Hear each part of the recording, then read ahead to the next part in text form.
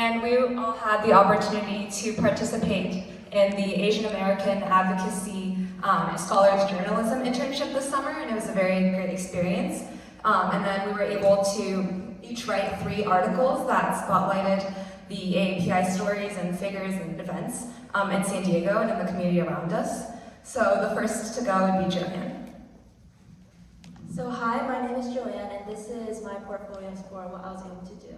So my profile, I interviewed Mr. Alex Villaforte, who is the Executive Director of the Pacific Arts Movement, and as an advocate for nearly 10 years for the Asian American community, he hosts the annual San Diego Asian Film Festival and hopes to empower stories of the minority through this. And his mission is to spread Asian American narratives and fight against oppression and fuel compassion and connection through these films. And then my feature was on the Asia Pacific Historic District Walking Tour hosted by the San Diego Chinese Historical Museum.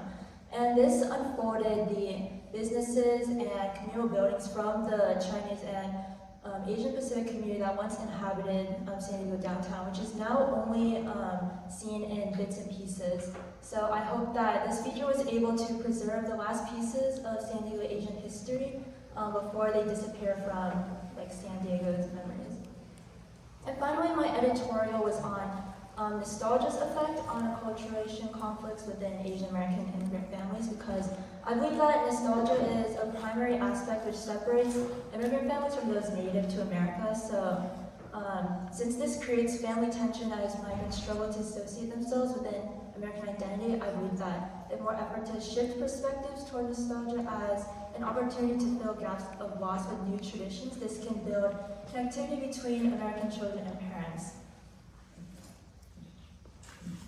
Okay, yeah, so once again, I'm Caitlin, and for my profile piece, I was able to interview Dr. Tracy Nguyen, and she is not only an optometrist, but also a STEM advocate, and she's recently been appointed to become the president of the Society of Women Engineers in San Diego.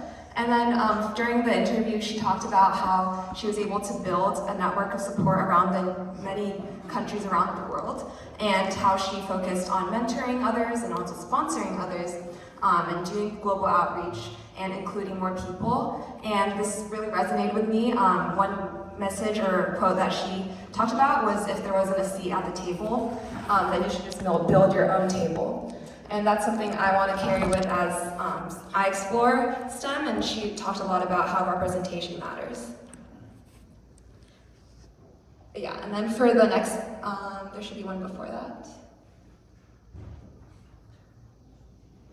One after, yeah, okay, cool. Yeah, so for my news feature piece, I was able to learn about GROW, and that stands for Generating and Reclaiming Our Wisdom. And I was able to visit their exhibit, which happened from May to August, and that was in the Geisel Library at UCSD.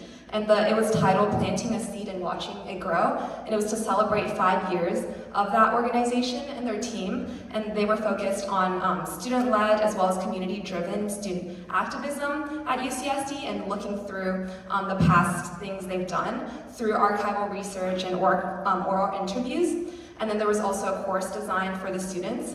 And during the interviews, I was able to tell how they were really interested and really supportive of each other, collaborating with each other, and it was a very good experience. I was able to visit the exhibit in person to check it out, and it was very cool to learn about the many histories that were maybe overlooked before, but they were able to learn about it through their research. And for my editorial piece, I was able to focus on this topic that I was interested in, on the erasure of AAPI history in many high school classrooms, and how a lot of the time learning about things in school is what makes us well educated about the issues about different communities, but there was a lack for the Asian American community and Pacific Islander community in many high schools, and that kind of leads to stereotypes forming later on in life when you're not educated from when you're not educated about it. So then I was able to find how people were working on towards solving this issue by including a more nuanced and more complete teaching for these AAPI contributions, and how that can help strengthen our collective belonging as a community as well. Hi, so my name is Kai, and this is our presentation for our fellow intern Lisa, who couldn't be here today. Okay, you can do it for her? Yes. All right, thank you. So her profile covers Catherine Ho. She was the singer of Yellow in Crazy Rich Asians, and she was also on The Voice Season 10. She emphasized how Catherine focused a lot on culture during her interviews, but also during her performance, and how that's how she emitted her passion. We're good. Journalism has a little bit more time, so it's fine. Thank you. Go ahead. So for her feature, she covered Wei Fang Vocal Studios charity performances. It's an Asian American owned studio that covers a lot of various different cultures, not only focusing on Asian and API related dances, but places in Europe and Africa as well. So for her editorial, she did Asian characters are being seen in Western films, but not accurately represented. So she argued that in Western films, we need to portray Asian Americans as who they truly are as people and focus less on the stereotypes that we might assume.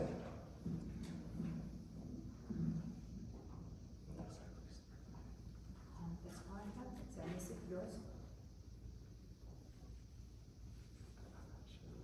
Do I have a name from you? This name is one. On the top. Okay, so mine's not on the side apparently, but I'll just cover mine. So for my profile, I interviewed Councilmember Pro Tempore Kent Lee, and he talked about how important it was to focus on AAPI representation within local government, and how without having a voice who has truly understood what Asian people have gone through in our community, then representation will continue to lack. And then for my feature, I covered Clearwater Innovations, which promotes garage lab research for students whose first time it is doing research. One thing that stood out to me was this girl named Valerie. She talked about how coffee grinds can create renewable energy in the environment and save a lot of money. And then for my editorial, I talked about how cutting API funding will defund our futures. I focused a lot on what a lot of other news articles have been writing about, like The Guardian, and how important it is to really focus on supporting API nonprofits, because without them, representation again will be lost. Thank you so much. Yeah, and finally, we'd like to thank ACA for hosting this internship for us. I feel like we were able to gain a lot more experience in journalism and writing through this experience. And we'd also like to thank Amy and Olivia for being amazing mentors for this. So I had a really great experience, so we're truly appreciative to ACA. Okay, now you guys talk about the experience a little bit more, so we can maybe future students kind of study more, because Olivia and Amy's not here. Yeah, sure. So it was a 10-week program hosted by the ACA, and we had like weekly meetings where we would talk about like have writing workshops or team building activities, or like how to conduct an interview effectively. And then we were also able to like go through the whole process of like doing background research, and then finding appropriate people to interview that could like give relevant answers or relevant responses to the profiles or the news features or editorials that we were writing about. So yeah, I think those were some of the activities we participated in throughout the weeks.